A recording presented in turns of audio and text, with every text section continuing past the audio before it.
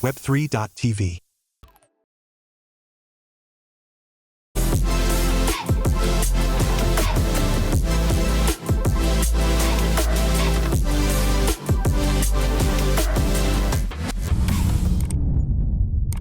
Hello, what's up, and welcome back to another episode of the Traders Brawl podcast.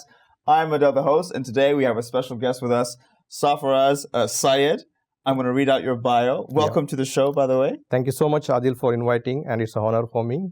Absolute pleasure. Sarfaraz, you are co-founder and CEO at Ozone Real Biz International. Ozone is the first Web3 interface for real-world asset tokenization. Exactly. Sarfaraz, you are also by background, a mechanical engineer. True. Honorary doctorate in project management, IT engineer in multinational organization, and an advisor to blockchain-based projects and in product development. It's quite a lot you have on your plate. Yeah, it was a long journey in diversified sectors of the corporate engineering and also into blockchain industry. Wonderful. But who are you? So tell us, who are you and what's your story? Basically, I belongs to India and a city called Bangalore. That's where I live and I grown up. And as a profession, I look forward to grow more into the advanced technology. That made me to bring into the blockchain environment and blockchain industries. And I spent at least 10 to 12 years into blockchain as a user. Then I become an advisor. Then I'm now developing my own product. Wonderful. So that's how I came into this industry as a person. And my goal is to create a unique solution for the market by using the blockchain as a platform and the use case solution I wanted to give via my product under Ozone Real Biz. Seems like a good, wonderful, like a logical process to take. You start being as an advisor, and then now you're launching your own thing. Yeah, that's really good. So now going into what you're building with Ozone. Tell us a little bit about what it is all about. What is it that you're trying to achieve with Ozone? Yeah, exactly. As I mentioned, I spent at least 12 years in crypto and blockchain industry, and since then I have met many concepts, many projects, and many developers also. So one thing, the really gap I found in industry, everybody's talking about the currencies, token, and coins, but as a economical requirement, nobody's talking about the use case solution. That's what the global authority and economical people and industrial experts are looking for. Your authorities are looking for as a solution for the economy. So I found that there is a space to develop something. So I came up with a solution where in our platform, we can tokenize any kind of a real world asset. So real world asset means anything which is physical, which has a tangible, intangible value. Maybe it could be a digital system or any data attributes. By seeing, a layman person can say, okay, this has value. No need of justification. Okay, so that's what we call as a RWA. And there are many business use cases available around RWA. And we wanted to onboard those all business applications or business concept into our Ozone X platform. And this is how we wanted to give a window for the businesses to bring their projects on our platform, and with our solution we can fractionalize those businesses and individuals with a smaller entry value. They can participate into this kind of a large value projects. Could be real estate, could be commodities, could be energy projects. You can name anything. Anything can be a part of our platform. So we are developing a one-stop solution for all real-world assets, businesses, and anything you can call out of that.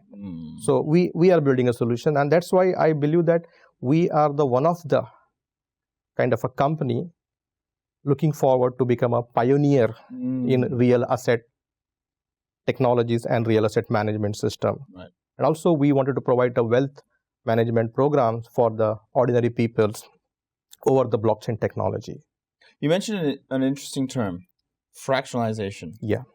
What do you mean? I know what it means, but for the audience, what do you mean by that? Yeah, fractionalizing means, say example, we have a large property, maybe apartment. Now, say example in Dubai, if somebody want to buy an apartment, they have to spend maybe minimum 1 to 3 million dirhams. So not every person can afford those kind of investment. But now with the solution called fractionalization, we can divide that property into small units. Say example, a square feet area into that apartment. So now every square feet has a value. So fractionalizing means that dividing the complete apartment into small units and describing the value of that one unit as a fractional investment. Right. Now, in that way, we can divide the complete property or the flat into square feet area. Say example, 500 dirham as a 1 square feet. Now, this value is affordable for an ordinary person. And with this kind of a solution, we can attract mass of the community people so that they can participate into this kind of a large value property investment without really spending the huge money. Right. It's pocket affordability. So I see there's a lot of people who love to invest in real estate or many other projects. So those are people who are going to a target market. And it's a great benefit. I think it's for those who don't have the capital, who can't afford millions, right after graduating from university. Nobody has millions just coming out of their pockets. Exactly. Now you have a chance to diversify your income, invest your income into something that's better than keeping it at the bank, exactly, which is earning nothing. Nothing, yeah. And you can still participate in the real estate. Now, the only thing I have with that is, with the fractionalization, is the terms and conditions. When can you sell? What are the terms and conditions regarding what kind of returns you get? And then are there any fees you pay as well, just to own that square feet? Are there fees you have to pay? These are my questions. What do you think? So now this is a very, I would say, still under development sector. But we are a startup. So we wanted to build those case studies, those terms and conditions. And then we wanted to present them in front of the authorities as a kind of experimental things. But as per the process, what we are doing here is, if anybody is participating to a system, so their records, KYCs, are recorded on a blockchain with a third-party aggregators. And the other side, when we list any kind of project, the owner of the project is audited by the consultant about their genuinity and the legality of the project. Okay, and based on that, everything will be deployed on a smart contract. Okay, so in this way, at this point of time, we are maintaining all the database so that maybe after some time, we need to interact with the authorities that how your process is going on. So as per our best knowledge, best practices, we are about to follow all those steps so that, because regulation is under progress, so it may take some time to come. But before that, if we have some practical data to share with the regulators, it will be helpful for them also to work on those and create some new matrices. Okay. So this is how we wanted to start with. But yes, still there are no clear regulations, but somewhere we have to start to get into the regulations. 100%. So we could be the one to get into the regulations, and we are willing to support the authorities to kind of legalize, I would say, or fractionalization. And fractionalization isn't too different from a REIT, R-E-I-T, Real Estate Investment Trust, right? Yeah. Yes, exactly. It is also a part of a REIT. Okay. But REIT is now under traditional environment. Okay. So already there are authority, there are some regulations are in place in UAE, in India, and many other part of the countries also. But REITs is something as a benchmark for us. So now, in REITs, again, there is some kind of a minimum ticket size to enter. REITs. Okay. Again, there's a lot of documentation work is involved. But when we talk about the blockchain itself is a kind of a disruptions for all those activities, what exactly happening into the traditional market. Right. Because you know the feature of the blockchain. I didn't have to explain here how blockchain works. But when we talk about the blockchain, all databases are transparent, visible to everyone, and audited kind of a thing. So that also gives them kind of a appealing feeling to any investor or the merchant that things are very transparent. No new documentation required, because all the picture documents are uploaded on a blockchain explorer. Anybody as an open network can view, and there is no duplication.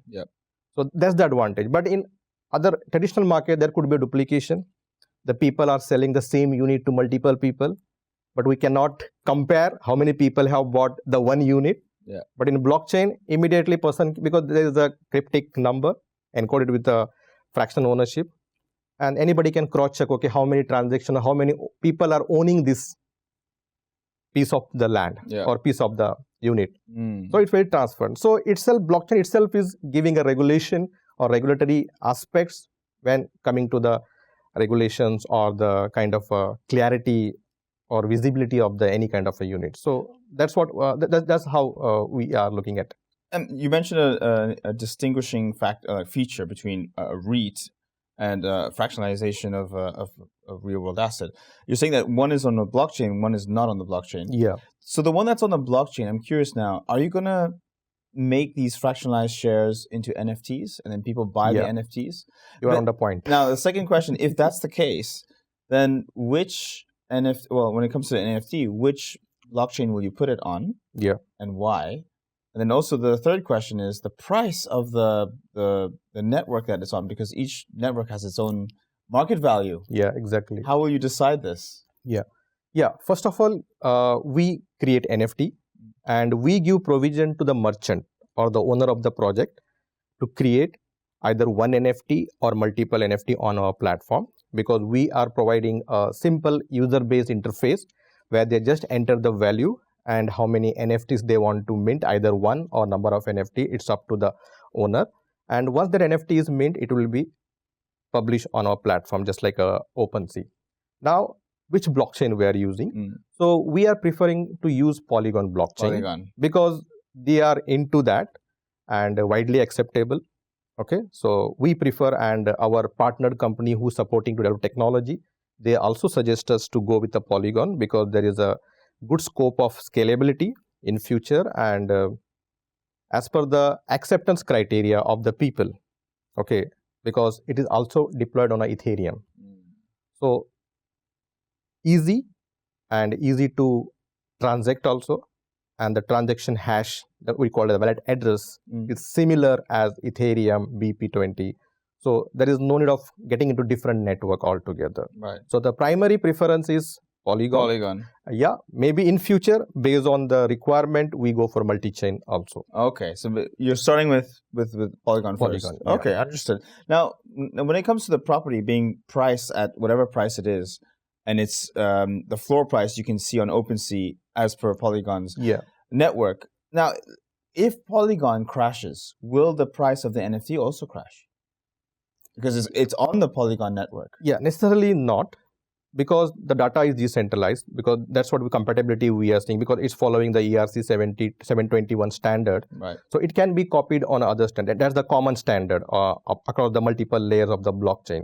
Right. That's one kind of a provision we have. It's not only that totally depend on Polygon. Polygon is a layer onto the Ethereum itself. So if the source codes are available, we can redeploy onto the other blockchain, which is matching with 721 standards. Okay, even we are also looking other standards also as per the new updations of the thing. So technical team is working on that to get into that kind of scenario. And the other question you ask about the valuation. Yes. Okay. So again, we are not going to evaluate any NFT from our side, because as per the market trend, the owner of the project who is going to mint the NFT, he is going to decide the rate of the NFT, and those NFTs are backed up by the asset value. So example, I said example like if there is a flat in UAE, 1 million dirham, okay, and we are minting one fraction unit, say 500 dirham. So that 500 dirham has a market valuation. Why it is 500? It's like an asset back, the unit square feet area of the property, the way we talk. So now, if somebody hold this unit, it has a face value and the yield value. The face value means the square feet area has 500 dirham. Yeah. Maybe after 1 year, the value of square feet get appreciate. Yes, that's true. Maybe 1000 dirham. So that is a one benefit the user will get. Yeah. And second benefit, that property is going under rent or any commercial applications. Then rent is a yield. So that is a secondary benefit which the merchant or the owner will publish onto the platform, that I will give, say example, IRR, or maybe we can say APY or APR in terms of NFT terms. maybe 5%, 10% annum. That's the question I would want to know. Yeah. Because so this is why how do I get into something? I want to know the APY. API. So it differs from the product to product. Right. So example, somebody wanted to deploy a diagnosis machine in a hospital. The machine could be a project here. The machine may be 10 million dirhams cost. And it's a highly yield-giving devices. Everybody is going to the hospital. So people love to invest in those kind of a high yield project because they are confirmed that this machine, this hospital is going to work fast. Yeah. Okay. People are going to spend the money on diagnosis. So any hospitals can also join with us to publish their projects, healthcare projects, and our community can help them to raise the funds via NFT as a fractional investment or wealth opportunity program for both way. That's very interesting. I look forward to that. When are you planning to launch? Yeah, currently our POC is ready. First quarter of next year, we are going officially live. Now we are in the process of community building and marketing of the complete product. So yeah, the first quarter of the January where you are going to see this product going to be live. And OzoneX is separate. Is it separate to Ozone, or is it the same thing? Yeah, Ozone is our main holding entity. Yeah, Ozone RealBiz International. Right. And OzoneX is our product, fintech product, in which we are doing this RWA tokenization. And also we have a thought of bringing other applications also on into that in coming years as a upscalability of the product. Wonderful. And it's OzoneX is a marketplace. Yeah, it's a RWA marketplace. To be so specific. People will be buying and selling RWA products and services. Yeah, I would not say the buying and selling. It's kind of a B2B marketplace and B2C. Like any project can list on that. Okay. And on the other side, we have a consumers. So it's like Dubizzle. Yeah, Dubizzle lists all the properties. Exactly. But you're going to be a Dubizzle for real world assets. Exactly. And it doesn't have to be in property. Not property. It could be gold, anything. Jewelry. Yeah. Whatever comes to RWA, you can mention anything. Shoes. Anything. Really? Yeah. How can you vet these projects? How can you make sure that these guys are legit when they're listing something on your website or your platform? Yeah. Currently, we are working on that process itself also. But currently, we have some blockchain lawyers and auditors who audit the project before getting into system. Right. And they justify and they witness that, okay, there is a genuinity in the project and people can invest, and whatever the promising things the merchant is giving or the business owner is giving, it's possible as per the market. So that's kind of the process we are taking in between. But however, yes, in future, again, there will be many authorities like RERA and other things. We are looking forward to collaborate with them also. But as an initial startup, we are going with the other kind of auditing agencies to make sure that the projects are very fine and safe and secure for the consumers. Right. That should be the case. That's going to be, and you're planning to do this sometime in Q1 next year? Next year, yeah. Next year. So I'll be able to log in on the platform and within a few clicks already make an investment and it will reflect on my wallet. Is that correct? Yeah, exactly. It will show in my wallet that now I'm an investor, or I've now acquired an investment in XYZ real world asset. Yeah. And I can see it appreciate in time. Exactly. So one important aspect here, we are also taking up the KYC and KYT. You are taking away? Yeah. No, not taking away, taking care of that as per the requirement of the regulations. Of course. Because anybody sign ups on our portal, first he has to fulfill the KYC. Of course. Along with the wallet address, means who is holding this wallet. Of course. Okay.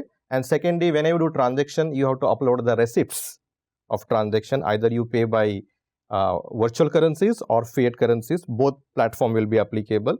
And that informations will be available on a blockchain as an explorer, like a transaction details, how many fund raised and who are the investors, but not as a name will not be displayed on a public blockchain, but as we know who is the user as a database. Okay, so that's why KYC and KYT is the primary thing we are taking care as per the requirement of the regulatory authorities maybe in future. So we are following some best practices to keep the things very transparent and accessible to all the things. Now, when it comes to regulations in the UAE, you're planning to launch in the UAE, right? Yeah, currently planning to UAE, but this tool is going to applicable for across any part of the world. Okay. Yeah. If you're planning to do it in the UAE, will you need to be regulated by VARA? What kind of license are you applying for? Yeah, yes, we needed to regulate it by VARA, but if we are completely taking the custodian of the payments. That's if you're doing that. Yeah. Are you doing that or not? Currently not. Not. Currently, we are acting as an interface to connect the I see. merchant and the things, and the custody of the payment will go to the merchant only. Okay, so when you say we manage our own wallets, yeah, you don't manage wallets. No. So it's non-custodial. Yeah.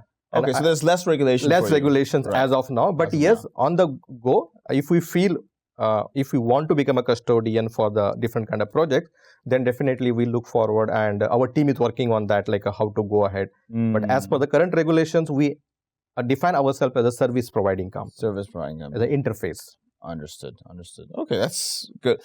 Now, what license are you currently applying for? You haven't. I'm assuming you're going to need a license to be able to operate currently this. we are looking like a VASP license. VASP. Yeah. Okay. Virtual Asset Service Provider from the VARA. But still not applied. It is in the like our roadmap. Right. I wonder how long it will take to get this. See, first of all, we have to run our MVP. Yeah. For a certain period, because you're allowed to run an MVP without license. Yeah, because we are service provider. Right. Okay. Yeah, because we are not holding the payments with us. Right. The merchant, they have the already authorized systems. So we are making their smart contract or smart wallet with their kind of credentials, and the funds goes to them. Okay. But we just channelize the things with our backend services. So with this kind of a process, we'll also learn like what are the challenges will be coming in this over the period of time. Maybe after 1 year time frame, we start process of applying the required licenses, because that will give us window to analyze any challenges, any mistakes are going to happen. Yes. So we can overcome those things. Yes. And even authority also needs some kind of the friction. Yeah, traction. They want to see have you done any transactions or not before. They want to find any loopholes in our transaction. Then only they can justify. They can measure us. Right. Otherwise, they say, okay, completely zero means they cannot measure. Yeah. Okay. Makes sense. And even though they don't give license also, why you want license when you don't have any direct transactions? Okay. So we need to spend some time to get those things. That's what our plan is all about.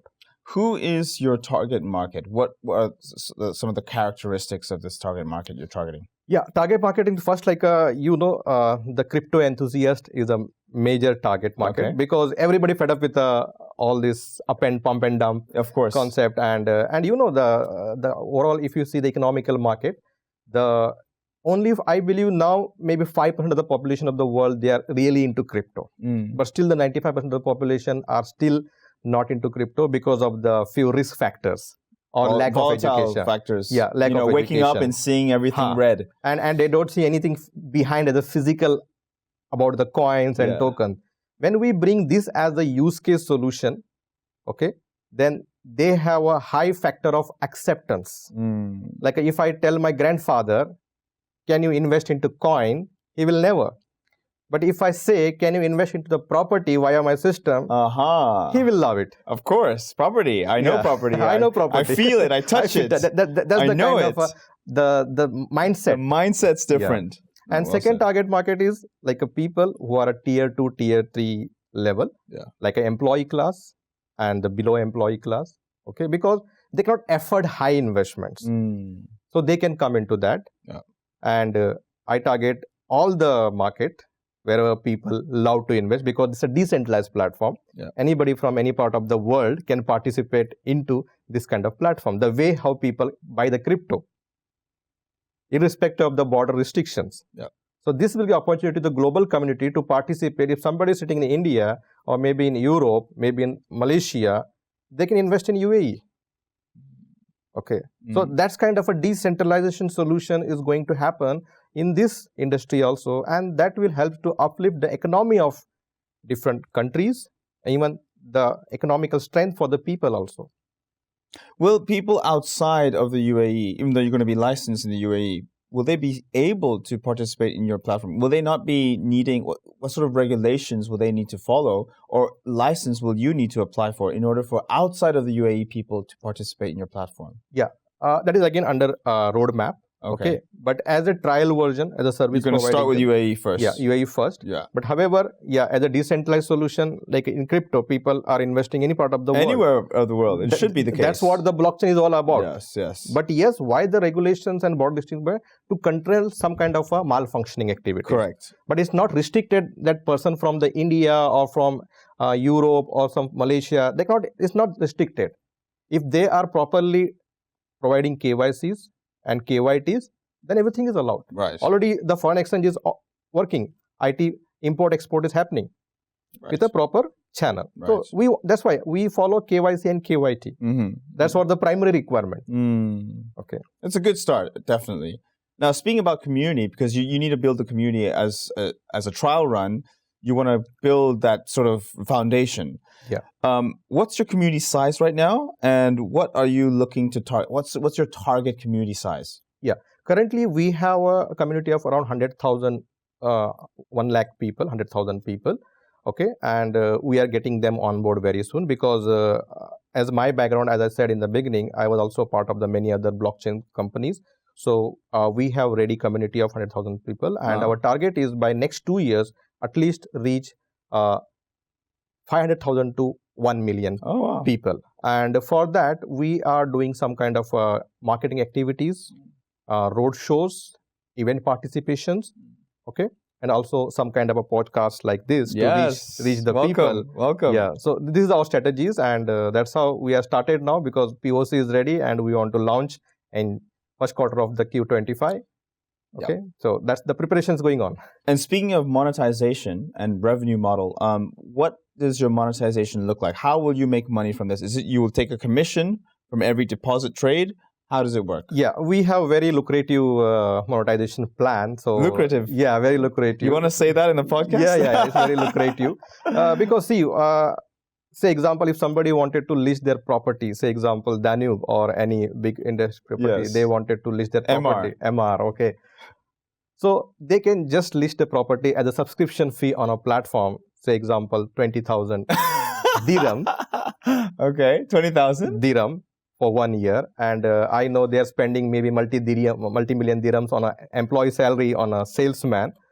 Okay, and we have a community who can spend or buy fractionally into their properties. That's the one way. And second, again, when the people do a transactions, again, we have a transaction just like a broker commissions coming to us.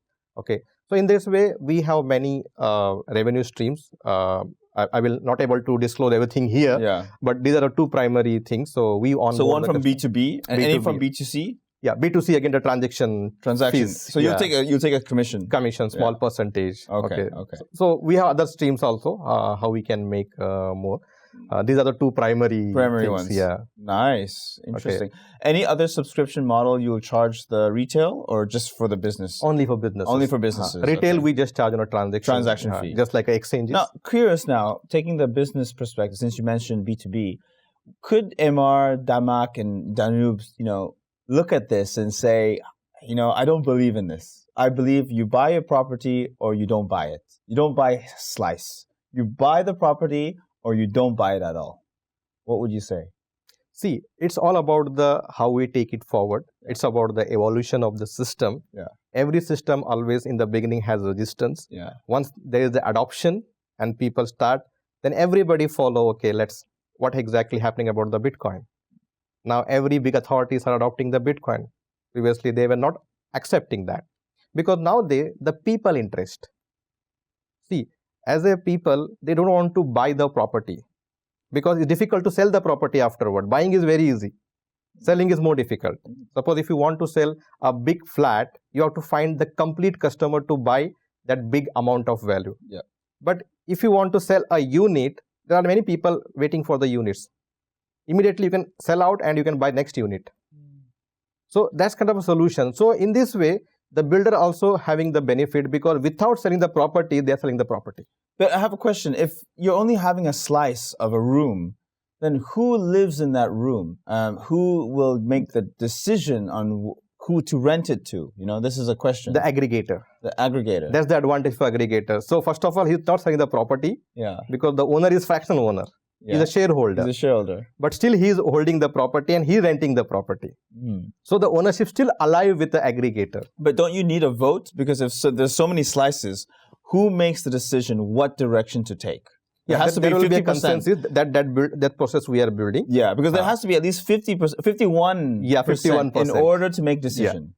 Yeah. So 51% should be held by the owner, and the rest is everyday other people. Yes, exactly. Then they can participate in what the 50% owner tells what to do. Yeah. That would be the model, I'm assuming. Yeah, that is the next, like a consensus mechanism, or we call it a governance mechanism.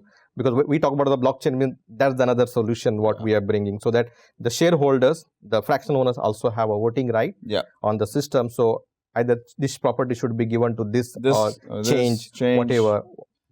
Because that voting system will be there. There will need to be this in place in order for changes to be made, like improvements to be made in the rent, or improvements to be made in the property.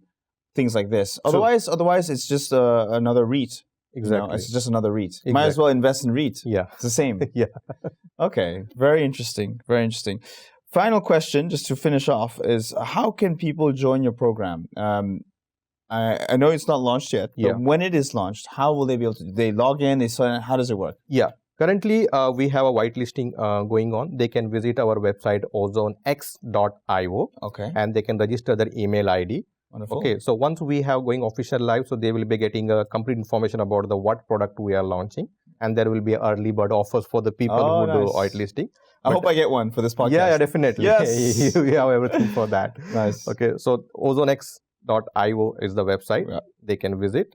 It's a beta version is live. Okay. And the first quarter of next year, so all versions will be going live. Wonderful. But meanwhile, they can join our Telegram group also. It is provided the link on that website itself, and they can whitelist their email IDs. So it is possible. Wonderful. And our Telegram groups and all channel groups are live. Right. Hashtag OzoneHex. You can search and you'll find that pages. Amazing. Sarfaraz, thank you so much. Any final remarks you want to mention regarding the launch of OzoneX? Yeah, I request all the audience who is watching this podcast, so keep an eye on OzoneX, because this is going to be one of the unique solution for every person, not as a crypto, every individual I am saying.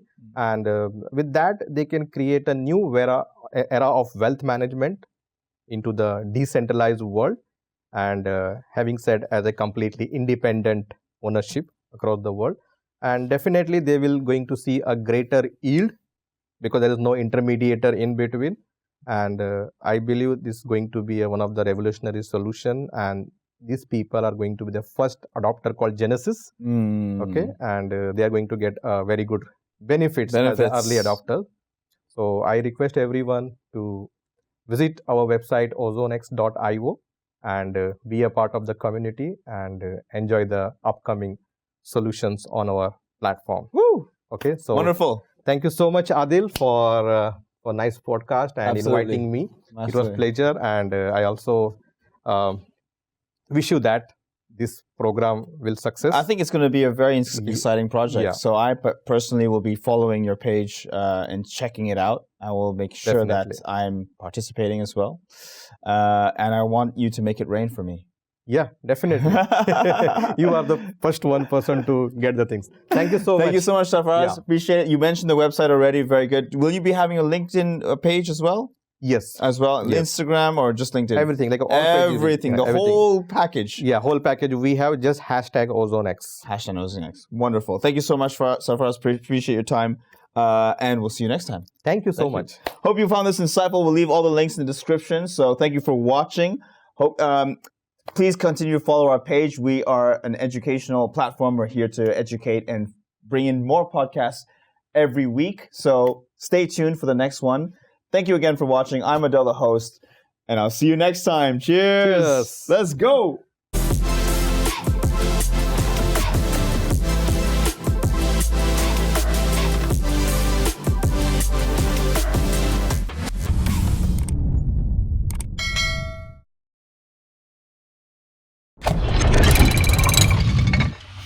Web3 TV